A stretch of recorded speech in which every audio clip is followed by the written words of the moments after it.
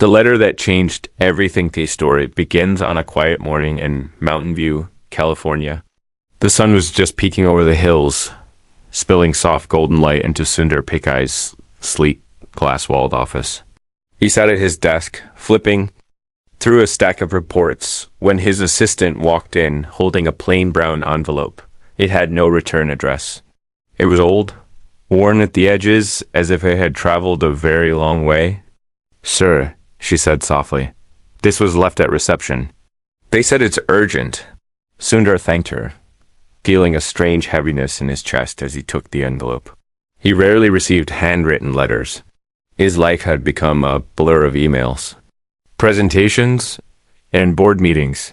Something about the rough paper felt different. He opened it carefully. Inside was a single sheet of paper, the writing uneven and shaky. "Dear Sundar," it began. "I don't know if you remember me. My name is Arjun. We grew up together in Chennai. We used to sit on the roof at night and talk about stars. You once promised you'd never forget me. I need your help. I am in trouble."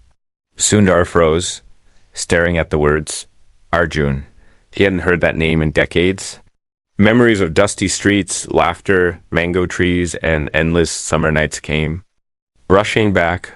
But the next line of the letter made his breath catch in his throat. "I am living in the slums now. Everything is gone. My mother is sick. I don't know where else to turn." Sundar leaned back in his chair, the noise of the office fading into silence. Arjun, his childhood best friend, the boy who once shared his only pair of shoes with Sundar on exam day, the boy who stood up to bullies for him, the boy who believed in him before anyone else did. How could he have let this happen? He put the letter down and stared out the window, but his mind was far away. He could almost see Arjun's face again, the shy smile, the bright eyes, the endless kindness.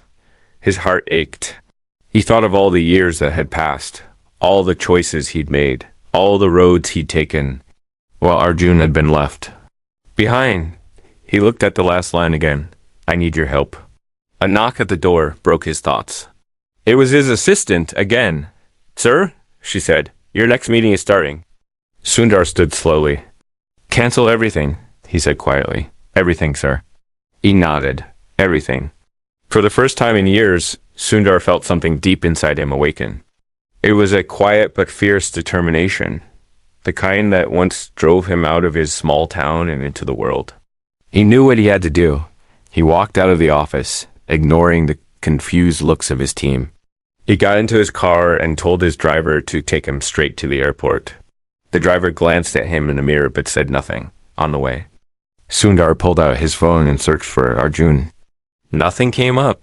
No social media, no address, no phone number. It was like he had disappeared, but Sundar knew the streets where they had grown up. He would find him. He had to. The plane ride to Chennai was long and restless. Sundar barely slept. He kept thinking of Arjun. What kind of trouble was he in? How bad had things become? And why hadn't he reached out sooner? His mind was filled with questions, and none of the answers made sense. When the plane finally landed, the humid air wrapped around him like a memory. The city smelled the same: spices, rain, and hope. Sundar got into a taxi and asked the driver to take him to the neighborhood where he and Arjun had grown up. As they drove through the crowded streets, Sundar saw how much had changed and how much had stayed the same. Shiny new buildings rose beside crumbling old ones. Children played cricket barefoot in the alleys. Vendors shouted over each other at busy stalls. He rolled down the window and let the familiar sounds and smells wash over him. They stopped in front of a narrow lane.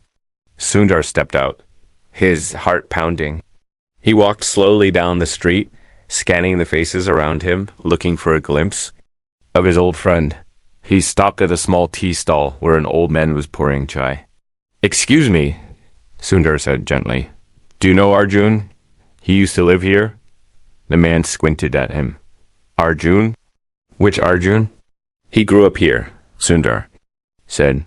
"He would be about my age now, tall, thin, very kind." The man shook his head. "Lots of Arjuns here, sir, but there's one. Lives by the river now. Bad luck followed him.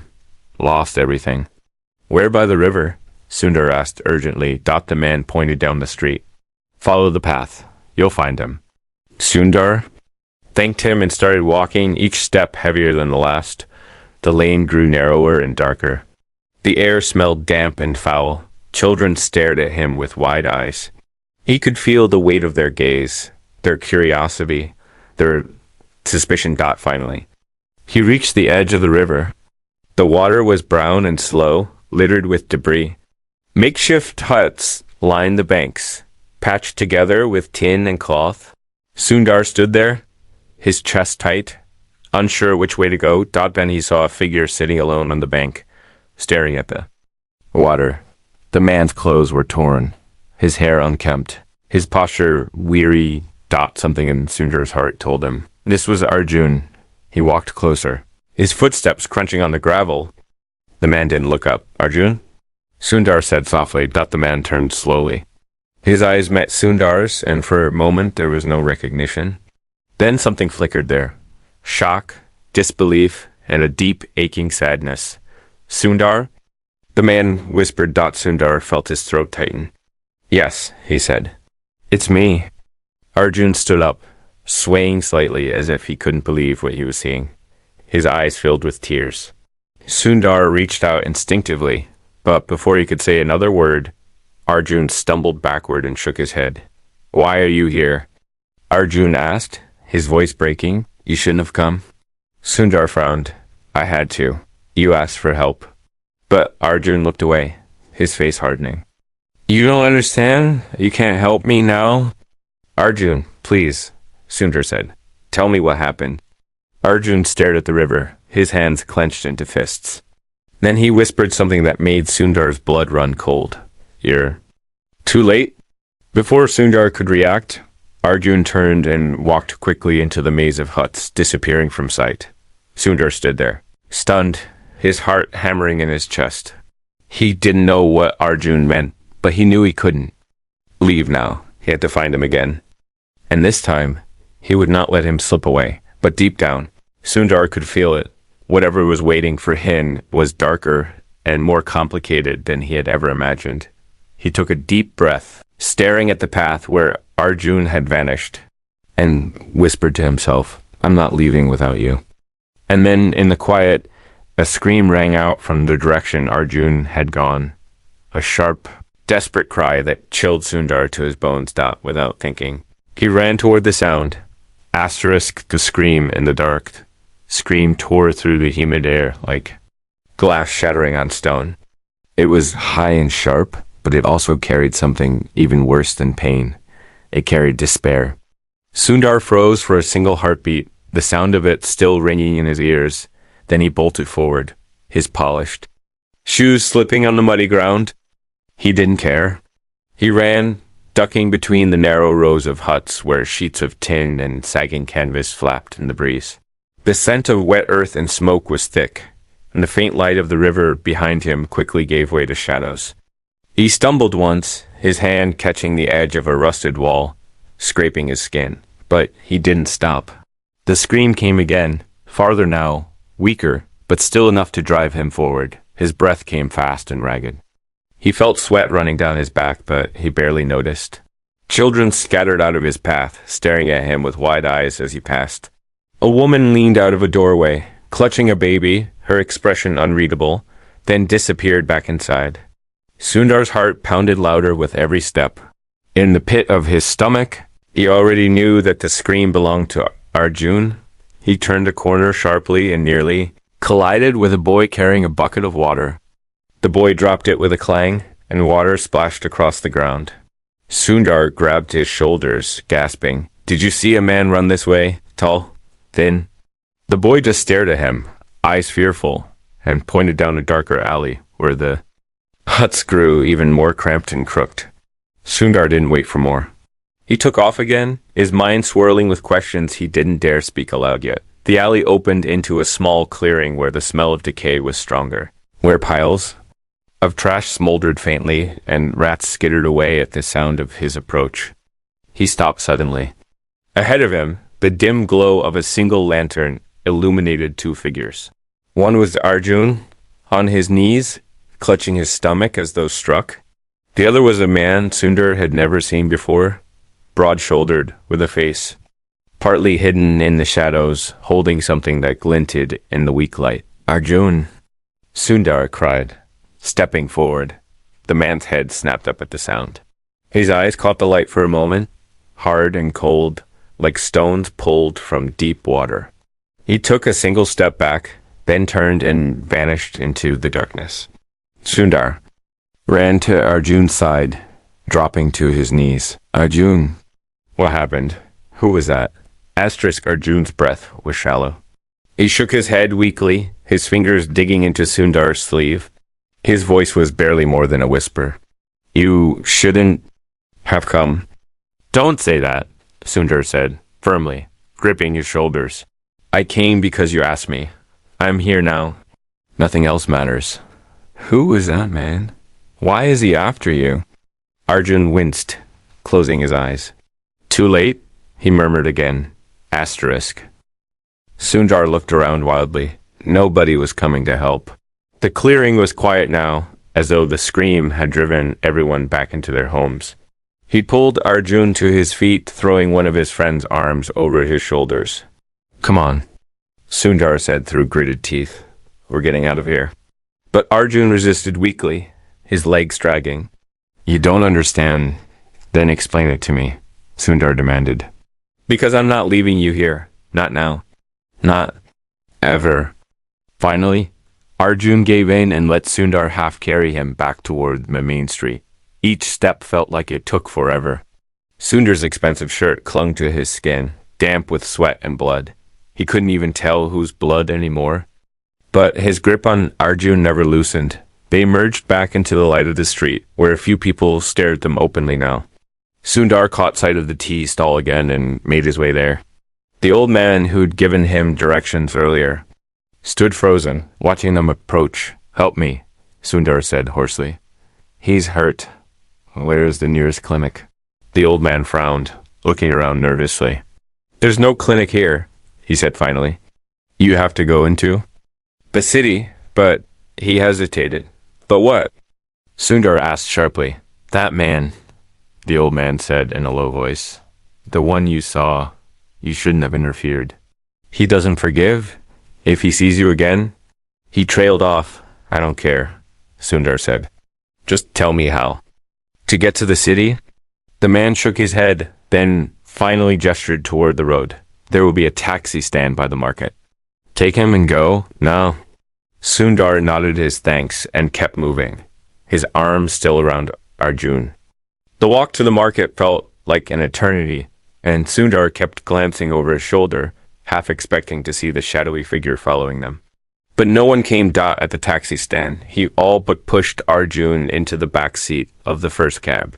He saw hospital, he told the driver, who gave him a quick, startled look but nodded and started the car. The ride was silent except for the sound of Arjun's labored breathing.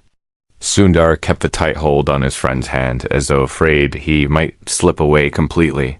When they finally reached the hospital, he jumped out first and yelled for help. Nurses rushed out with a stretcher, and Arjun was whisked away down a white corridor. Sundar followed, but a nurse stopped him at the door. "Please wait here," she said firmly. "We'll let you know." Sundar sank into a plastic chair in the waiting room, his head in his hands. The sterile smell of antiseptic was almost overwhelming. He replayed the last hour in his mind, over and over, searching for answers he couldn't find. What had happened to Arjun? Who was that man? And what did Arjun mean when he said it was too late? Time seemed to stretch and blur. Finally, a doctor came out and sat down beside him. "He's stable," the doctor said gently, "but weak, very weak. He needs rest. Can I see him?" Sundar asked. The doctor hesitated, then nodded. "Just for a few minutes." Inside the room, Arjun lay on a narrow bed, an oxygen tube under his nose, his eyes closed. Sundar pulled a chair closer and sat down, staring at the man who had once been his closest friend. After a long moment, Arjun stirred and opened his eyes. "You stayed?" he murmured. "Of course I stayed. Sundar said softly. You asked for help, and I'm here. Arjun looked away, his expression dark. You shouldn't have come. Why? Sundar asked. Just tell me. Please. Arjun swallowed, his throat working. Then he spoke, his voice a faint whisper. There's a man. His name is Ravi. He controls everything in that slum now. Jobs, money, food, if you cross him. He destroys you, he destroyed me. I tried to stand up to him and he made sure I lost everything. And now, his voice broke. Sundar reached for his hand. And now you're going to stand up to him again, he said firmly. You're not alone anymore. But Arjun shook his head weakly. You don't understand? He doesn't just hurt you. He hurts everyone around you. He'll come for you now. He already knows you're here. Sundar sat back, the weight of those words sinking in. He thought of the hard, cold eyes of the man by the river, Ravi, and suddenly he understood. This wasn't just about money or power. This was about fear. This was about control. And Arjun had tried to fight that monster alone. Not anymore. Listen to me, Sundar said quietly, leaning closer. I don't care how dangerous he is. You're my friend. You've always been my friend. And I won't let him hurt you anymore. Arjun stared at him, eyes full of something Sundar couldn't quite name. Hope, maybe, or maybe just disbelief. But before either of them could speak again, the lights in the room flickered suddenly. A shadow moved outside the window, then disappeared. Sundar froze, his heart hammering. He stood slowly, walking to the window and peering out into the darkness. At first he saw nothing. Then, just for a moment, he caught sight of a figure standing across the street, not moving. Just watching. The same cold eyes. Ravi. Sundar single quotes. S chest tightened. But he didn't look away. Not this time. I see you, Sundar whispered to himself. The figure tilted its head slightly, as though amused, then melted back into the shadows. Sundar turned back to Arjun, who was watching him with fear in his eyes. He's here, isn't he? Arjun asked weakly. Sundar nodded once. Yes, he said, but so am I. And in that quiet hospital room, with the air thick with unspoken danger, Sundar made a silent promise to himself and to Arjun. He would not run. He would not hide. And he would not stop until the man who had destroyed his friend was brought to his knees. But as he sat back down, holding Arjun's frail hand in his own, he couldn't shake the feeling that this was just the beginning. That the game Ravi was playing had only just begun, and Sundar had already walked straight into his trap. Asterisk, the man in the shadows hospital room felt colder after Sundar saw the figure outside the window. Though the air conditioner hummed faintly, and the faint antiseptic smell clung to his clothes, there was another kind of chill now. The kind that comes when you realize you're being watched, not casually, not curiously, but like prey. Sundar sat back down slowly, never letting go of Arjun's hand. He could still feel the faint tremor in his friend's fingers. Could see how Arjun's eyes darted toward the window every few seconds, as though expecting the figure to reappear. Sundar forced his voice to stay calm. He's gone, he said, though he wasn't sure if it was true. We're safe here. Nobody can touch you here. But Arjun shook his head weakly, his lips barely moving. Safe? He murmured, as though the word itself was foreign.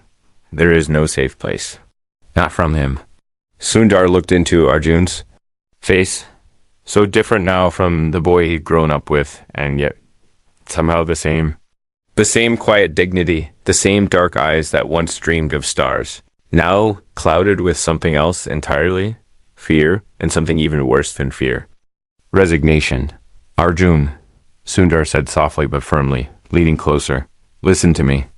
You sent me that letter because you believed I could help. You were right. But I need you to tell me everything. Everything. No more hiding. And more silence. Arjun let out a long, rattling breath. For a moment, it seemed he wouldn't speak. Then, his voice barely audible, he began. After you left, he said. After you got into the university and went to America. Things got harder here. when my father died. I tried to find work, but jobs were scarce. Then Ravi came.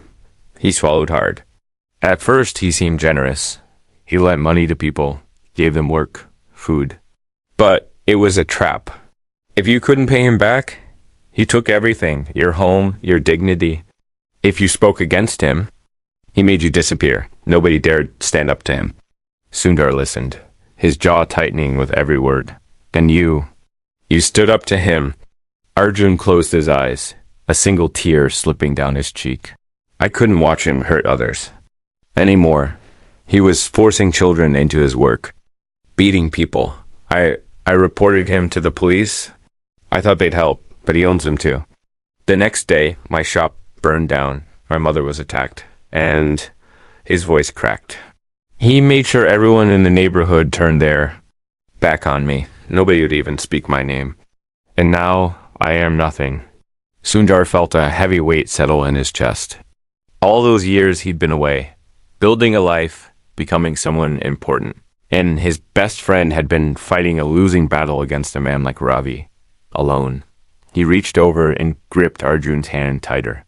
You are not nothing, he said fiercely. You hear me? You are not nothing. And you are not alone anymore? Arjun opened his eyes slowly, looking at him with something like disbelief. Then he whispered, You don't know what he's capable of. Then I'll find out, Sundar said quietly. But even as he said it, he felt the weight of those words press into him. He had faced many challenges in his life, but nothing like this. Ravi was not just a man. He was a system, a shadow in every corner, a name spoken only in whispers. Sundar could feel it now, the way the nurses glanced at the window nervously, the way even the doctor hesitated before checking on Arjun, the way everyone's eyes seemed to avoid meeting his. When the doctor finally returned and told him visiting hours were over, Sundar stood reluctantly. I'll come back in the morning, he promised, squeezing Arjun's shoulder gently.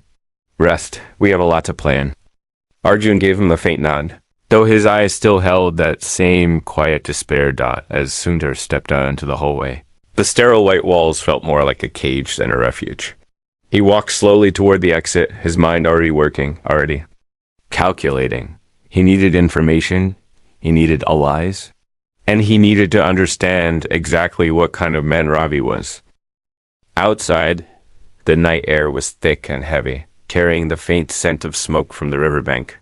The streets were quieter now, but every shadow seemed deeper, every figure more suspicious. Sundar started walking toward his hotel, but after a few blocks, he stopped abruptly. Ahead of him, leaning casually against a lamppost, was the man from the river, Ravi. There was no mistaking him now. Even in the dim light, Sundar could see the cruel set of his mouth, the deliberate stillness of his posture as though nothing in the world could touch him. He wore a simple white shirt, sleeves rolled up, and in his hand he held a thin cigarette, glowing faintly at the tip. For a long moment, neither of them moved then. Slowly, Ravi straightened and began walking toward Sundar. His steps were unhurried, confident, each one echoing faintly against the cracked pavement. Sundar stood his ground. Though his heart was hammering when Ravi finally stopped a few feet away, he regarded Sundar with a faint, mocking smile. Then he spoke, his voice low and smooth like oil on water. You don't belong here, he said simply. Sundar met his gaze. Neither does what you've done to these people. Ravi chuckled softly, shaking his head. So brave, so noble. Just like your friend. He leaned closer, his smile widening slightly. And look what happened to him. Sundar felt anger flare in his chest, but he kept his voice steady. He's still here, and so am I. Ravi's smile faded slightly, and his eyes hardened. You think because you wear nice clothes and speak good English you can change anything here? This place, he gestured lazily around them, belongs to me. Every corner, every shadow, every breath they take, they owe to me. Sundar's jaw tightened, not for long. For the first time, Ravi's smile disappeared completely.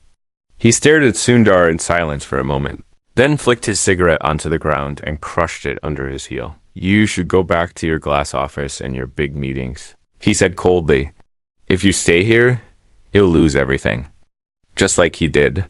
Then, without another word, Ravi turned and walked away, his figure melting into the shadows as though he'd never been there.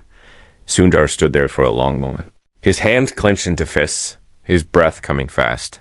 The weight of Ravi's words hung in the air, heavy and sharp, but underneath the fear and anger, Sundar felt something else awaken inside him, something stronger, something he hadn't felt in years. Resolved. He turned on his heel and kept walking, his mind already racing. He could not fight Ravi alone, not yet. But he would not walk away. Back at his hotel room, he sat down at the desk and pulled out his phone.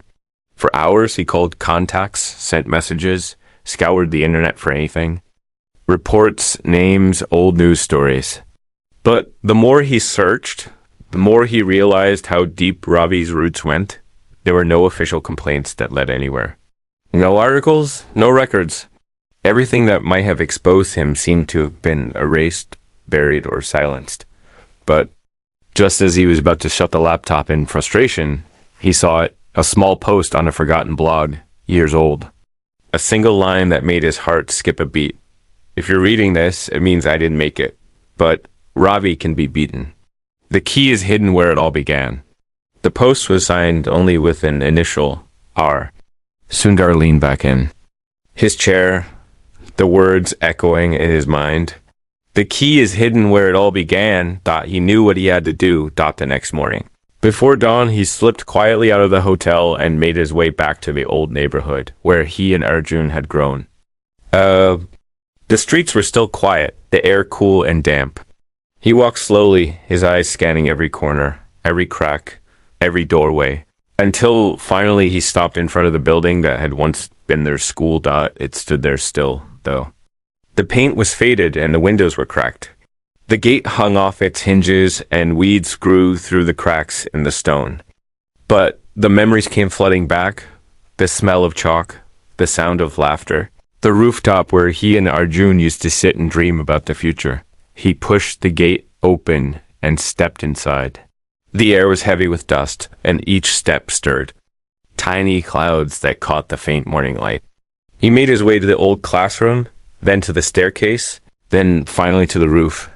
He stood there for a long moment, looking out over the city. The river glinted faintly in the distance, and beyond that, the maze of huts where Arjun still lived. And then, just as the sun began to rise, his eyes caught something scratched into the wall near where they used to sit. It was faint, almost invisible. But it was there, a series of numbers and letters, etched into the stone. Sundar ran his fingers over them slowly, his heart pounding. Whatever this was, it was what Ravi had been hiding, and now Sundar had found it.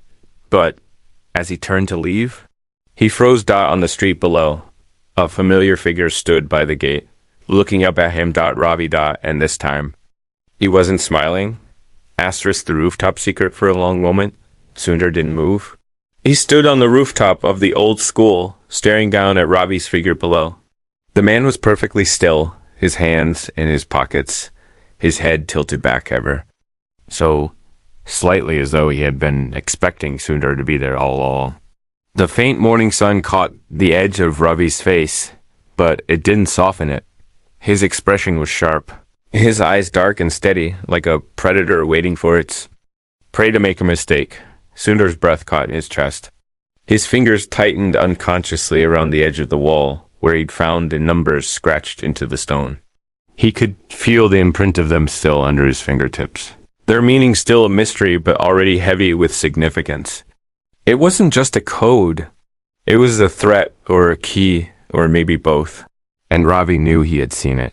The sound of a car horn far off in the distance finally broke the silence. Sundar forced himself to stand tall, even as his heart thudded hard against his ribs. He kept his eyes locked on Ravi, silently refusing to show fear. But inside, he could feel the weight of the moment growing heavier with each breath. He had found something important, something that clearly mattered to Ravi, and now the game had changed. Ravi didn't shout. He didn't gesture. He simply watched. Then, after what felt like an eternity, he gave the faintest nod, a cold, deliberate motion that sent a shiver down Sundar's spine, and turned away, disappearing down the street. Sundar let out. Long breath, his hands finally unclenching. The spell was broken, but the chill remained. He crouched back down to study the numbers again. They were faint and uneven, carved long ago by someone with a shaky hand. 5-7-4-K-12. He repeated it under his breath several times, trying to imprint it in his memory. It didn't look like a phone number, not a date either. But the letters K and A, those struck him. He thought back to the blog post he'd found in the hotel, signed simply with the initial R. Could this code have come from the same person? Someone who had tried to fight Ravi before and left a trail behind for someone else to follow? Sundar stood, brushing the dust from his hands, and took one last look at the rooftop where he and Arjun had once dreamed of a better life. The irony wasn't lost on him. The place where they used to talk about leaving was now the place where he'd found the first clue to saving his friend. He made his way down the cracked stairs, careful not to make noise, and slipped back into the empty street. The air was warmer now, and the sounds of the city waking up, vendors shouting, bells ringing, children laughing, created a strange contrast to the storm brewing inside him. He walked quickly, every step echoing in his mind. The code, the rooftop, Ravi watching back at his hotel. He shut the door behind him and leaned against it for a long moment, letting the quiet wash over him. Then he sat down at the desk again and wrote the numbers on a sheet of paper. 574 tier 12. He stared at them until his eyes burned. When he finally looked up, he opened his laptop and began searching combinations, addresses, old case files, anything tied to those numbers or initials. At first, nothing came up. Dead ends. Broken links. But then, buried deep in a forgotten forum thread from years ago, he saw it. Someone had posted about a warehouse, number 574, on the outskirts of the city. The rest of the message was cryptic, but the letters KR appeared.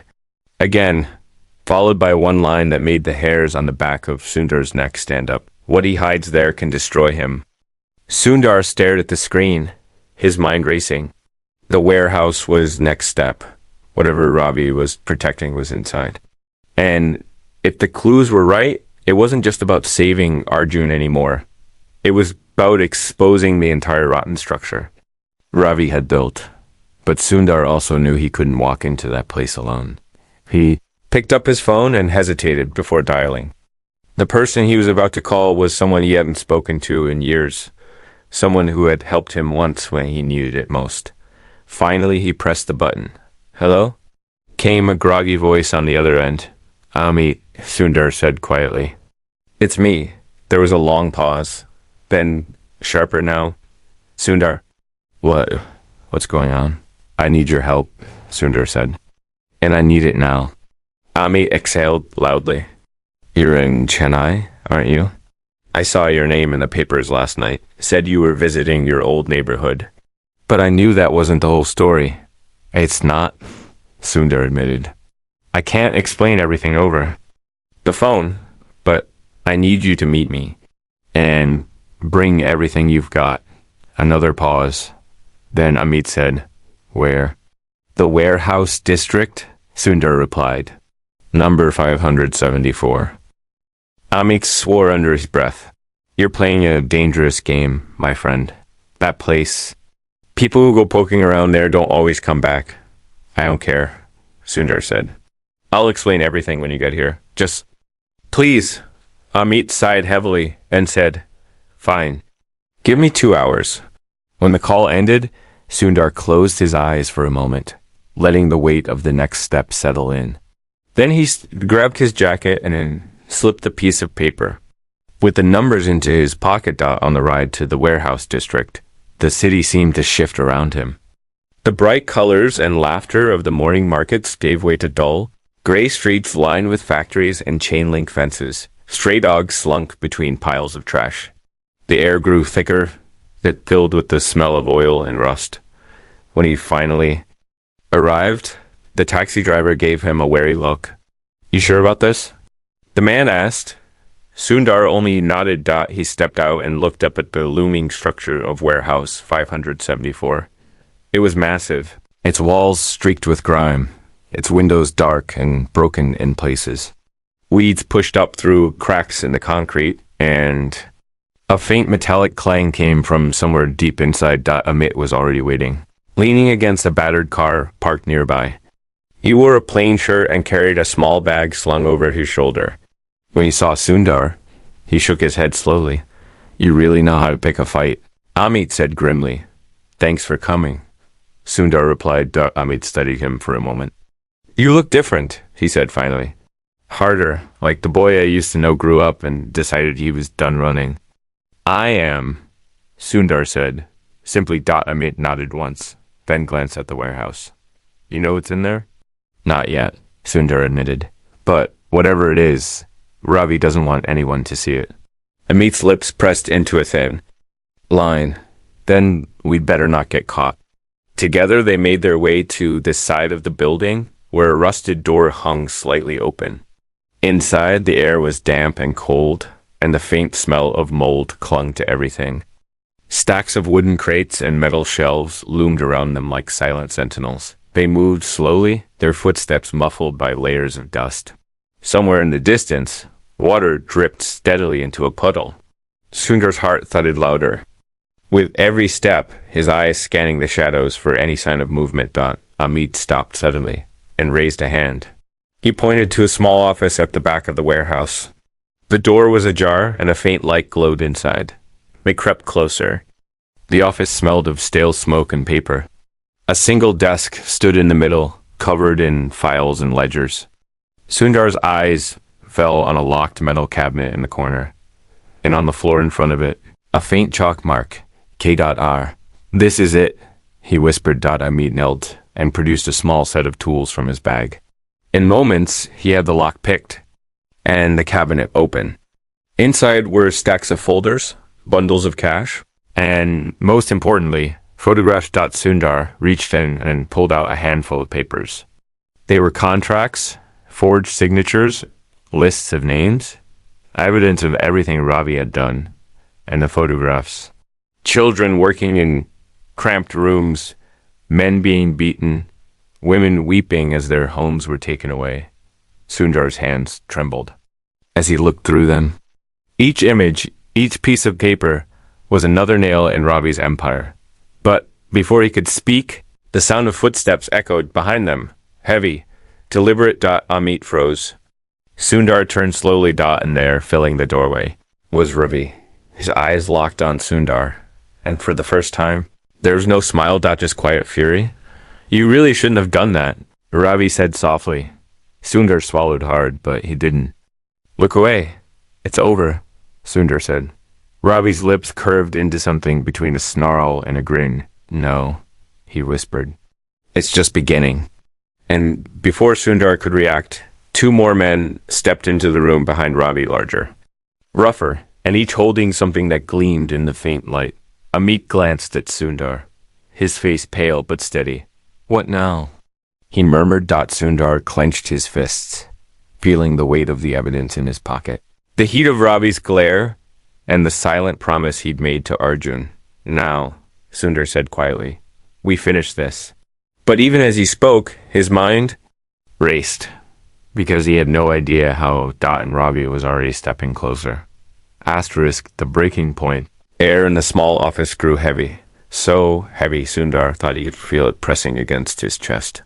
The smell of dust and stale smoke mixed with the faint metallic tang of fear. Sundar stood as tall as he could, though his legs felt rooted to the ground. Ravi's shadow stretched across the floor toward him, growing longer as the two men flanking him stepped inside, blocking the only exit. Their presence filled the room like a storm, rolling in through a broken window, inevitable, dark and merciless. Ravi's eyes glittered as he looked at the cabinet, now standing open, its secrets spilled into the light. His lips curled into a slow smile, but it was no longer mocking. It was colder now, sharper. "You," Ravi said softly, his voice like silk drawn across a blade, "just couldn't leave it alone. Could you?" Sundar tightened his grip on the papers he held. He could feel the edges cutting into his palm. But he didn't let go. I told you, he said evenly, though his voice shook just a little. It's over. These papers, these pictures, they're enough to destroy you. Ravi took another step closer, and Sundar could see the faint twitch in the corner of his mouth, not fear, not panic, but something that almost looked like amusement. You think this? Ravi gestured lazily to the files. You think this is anything? You think a few scraps of paper can undo what I've built? Amit shifted slightly beside Sundar, his jaw tight, his eyes darting between the two larger men now standing only a few feet away. Don't be a fool, Ravi continued, his voice low but growing harder with each word. Even if you walk out of here, which you won't, even if you crawl to your police or your newspapers or your fancy friends in America, they won't touch me. They never do. Because they know what happens to people who touch me. He leaned closer now, so close Sundar could see the faint scar along his jawline, the fine beads of sweat at his temple. Ask your friend Arjun, Ravi whispered. Ask him what it feels like to fight me. Ask him what it cost him. And then you tell me if you still want to pay that price yourself. Sundar held his ground, though he felt his pulse hammering in his ears. He thought of Arjun lying in that hospital bed, his face pale and drawn, his eyes clouded with pain and shame. He thought of the children and photographs of the women, in tears of the neighborhood crushed under the weight of fear. And then, with a calmness that surprised even himself, he said, Yes, I'll pay it. The room fell silent for a beat. Then Ravi's smile slipped. Then, Ravi said quietly, You've signed your own sentence. With a sharp nod from Ravi, the two men behind him moved. The first lunged towards Sundar, his thick hand reaching for the papers. But Amit was faster. He shoved Sundar out of the way and swung his bag into the man's chest. The sound of metal against ribs cracked through the air. The second man grabbed Amit by the collar, slamming him back against the wall. But Sundar had already ducked low, clutching the evidence to his chest as he stumbled toward the corner of the room. The first man recovered quickly, his face twisted, with anger now and charge that Sundar instinct took over. Sundar ducked again, feeling the man's arm skim past his ear and rammed his shoulder into the man's gut. The man let out a surprised grunt, but Sundar barely noticed. His eyes were locked on the door. Amit struggled with the second man, trying to pry himself free, but Sundar shouted, Amit, go. Amit's eyes met his for a split second, then narrowed in determination. With a sudden twist, he broke free of the man's grip and shoved Sundar toward the doorway. Together, they burst out into the dark warehouse, the sound of heavy footsteps and angry shouts following them. They ran through the maze of crates and shadows, the faint glow of daylight ahead like a promise they weren't sure they'd reach. Sundar clutched the evidence tight to his chest, refusing to let go. No matter how much his lungs burned or how much his legs screamed for him to stop. Just as they reached the door, a sharp pain tore through his shoulder. One of the men had caught up, his hand grabbing the back of Sundar's jacket. Sundar twisted hard, hearing the fabric rip, and stumbled out into the light. The streets outside were empty, the air hot and bright now. An ant was already pulling at his arm, yelling, Come on, we can lose them. They darted down an alley, then another, weaving through the labyrinth of warehouses and narrow lanes. Behind them, Sundar could hear the pounding of boots, the harsh breath of their pursuers.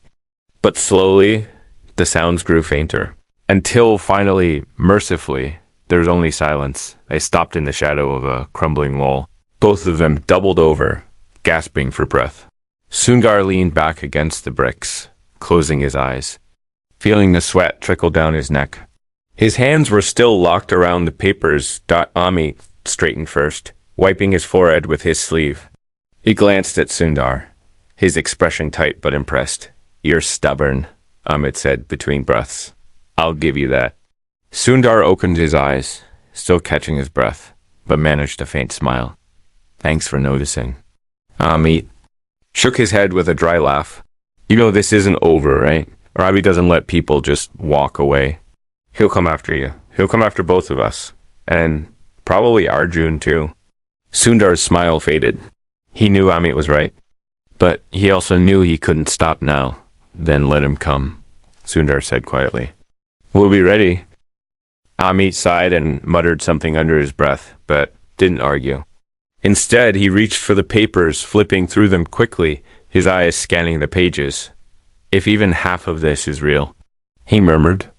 It's all real, Sundar said. Amit nodded grimly. Then we've got enough to bury him. But we need to get this somewhere safe. And we need someone who isn't scared of him to take it public. Sundar thought for a moment, then said, I know who. He pulled out his phone and dialed quickly. After a few rings, a voice answered, calm, professional, but surprised. Double quotes, Mr. Pichai. This is unexpected. I need your help, Sundar said, cutting straight to the point, and I need it now.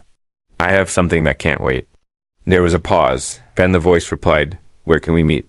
Sundar gave an address. Ben hung up. He turned to Amit. A reporter? He explained. Someone I trust. She's been trying to uncover Ravi for years, but she never had proof. Now she does. Amit raised an eyebrow, but didn't argue. Good.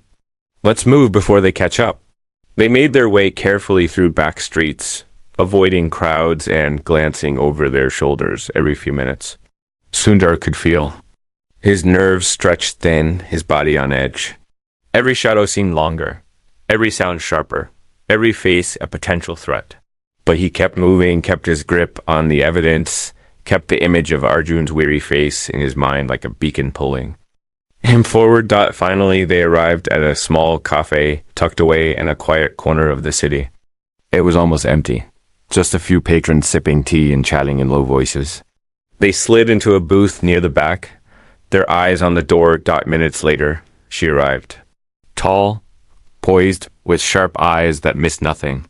She slid into the seat opposite Sundar, her expression a mix of curiosity and urgency. You said you had something for me. She began, her voice low. Without a word, Sundar slid the stack of papers and photographs across the table.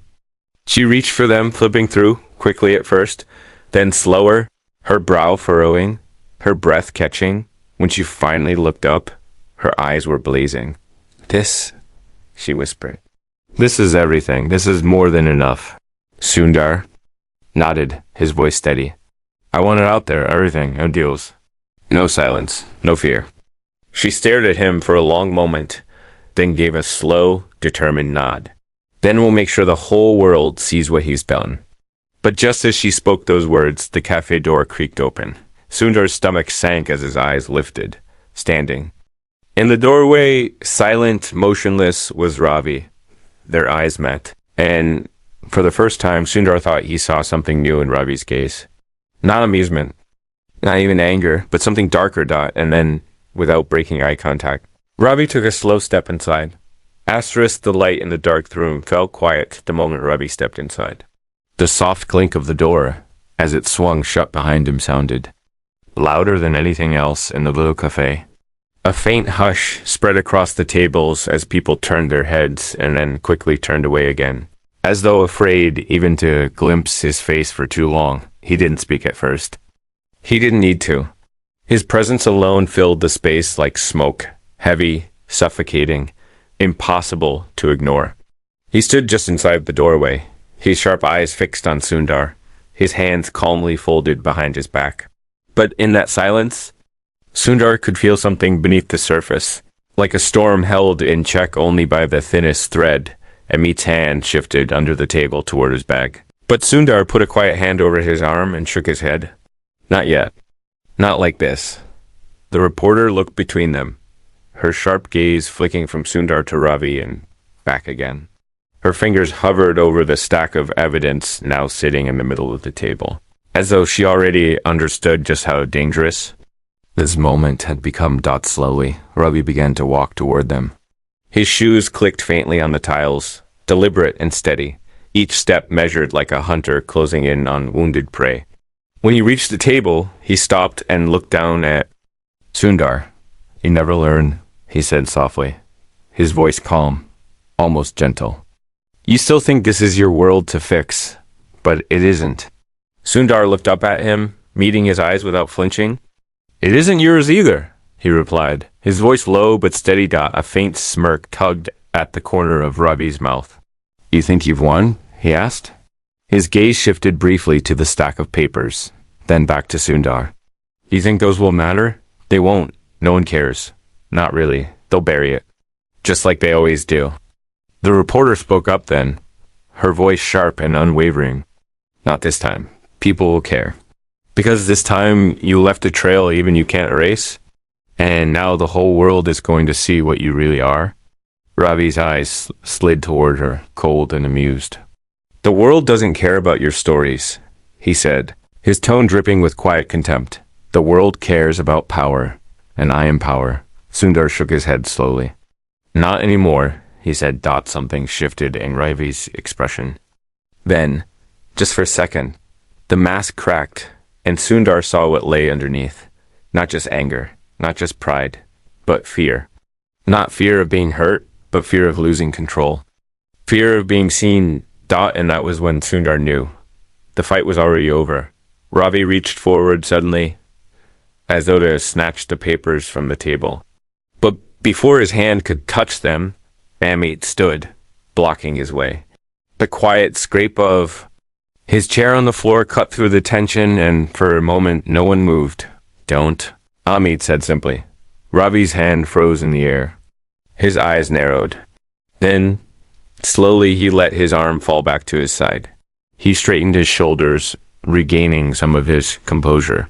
Though the faint tremor in his fingers betrayed him, you don't understand what you've done. He said softly, his voice barely audible.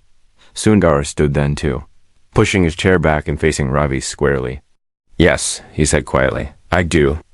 And with that, the reporter gathered the papers and slid them into her bag. It's done, she said firmly.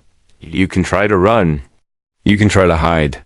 But tomorrow morning, your name, your face, your crimes, they'll all be everywhere. And there's nothing you can do about it. Ravi's jaw tightened. His eyes darted to Sundar one last time. And for the first time, Sundar saw something like defeat in them. Without another word, Ravi turned on his heel and walked out of the cafe. His shoulders stiff, his pace faster now, as though the walls themselves were closing in on him. The door swung shut behind him with a hollow thud, and the quiet hum of the cafe slowly returned. People began speaking again, though their voices stayed low. Cautious. Sundar sank back into his chair, the adrenaline still coursing through him, his hands trembling slightly as they rested on the table. Amit sat down too, letting out a long breath he hadn't realized he'd been holding. Well, Amit said, his voice dry but tinged with something like respect. You really do know how to finish a fight. The reporter gave Sundar a small nod. You've done more than just finish it, she said. You've given these people their lives back, and you've given them hope. That matters. But Sundar only shook his head. It's not about me, he said quietly. It never was. He thought then of Arjun, lying in that hospital bed, his body frail but his spirit still alive. And Sundar knew exactly where he needed to go next. That evening, he stood by Arjun's bedside once more. The faint beeping of the heart monitor was the only sound in the room at first. Arjun stirred slightly as Sundar entered, his eyes opening. Slowly, You came back, Arjun murmured, his voice still weak but clearer now. I told you I would, Sundar said softly, pulling a chair closer. He sat down and smiled faintly. It's over, Arjun. He's finished. Tomorrow, everyone will know what you did. And they'll know what you did too. You stood up to him, and you were right to. Arjun's eyes glistened then, and he looked away, as though embarrassed. I didn't think anyone would ever believe me, he whispered. They will, Sundar said. Because of you, there was a long pause, the kind that holds more meaning than words. Then Arjun smiled faintly. A small, tired smile, but real. You were always the stubborn one, he said quietly. Sundar chuckled softly. And you were always the brave one, he replied. They sat in silence after that, the weight of what had happened slowly lifting, replaced by something lighter, not quite joy yet, but the beginning of it. The next morning, the headlines exploded across every screen, every paper, every street corner. Ravi's name was everywhere now. His crimes lay bare for the world to see. People gathered in the streets outside the hospital, outside the slums, holding signs, chanting his name, not in fear anymore. But in anger, the spell he had cast over them for years was broken, and somewhere amid the noise and the sunlight, Sundar stood by Arjun's side as nurses wheeled him into the courtyard so he could see it all himself. Arjun sat in his chair, his hands gripping the arms tightly, his eyes wide as he watched people cheering, children laughing, neighbors hugging each other. "You did this," Arjun whispered, almost to himself, but Sundar shook his head, resting a hand on his friend's shoulder. "No," he said quietly. "We did." And for the first time in years, he saw the boy he remembered in Arjun's eyes, the boy who used to sit with him on the rooftop, talking about stars. Asterisk that night, when the streets were quiet again, Sundar returned alone to the rooftop of their old school. He climbed the steps slowly, feeling the rough stone under his fingers, the cool air on his face. When he reached the top, he stood there for a long time, staring out over the city. Asterisk.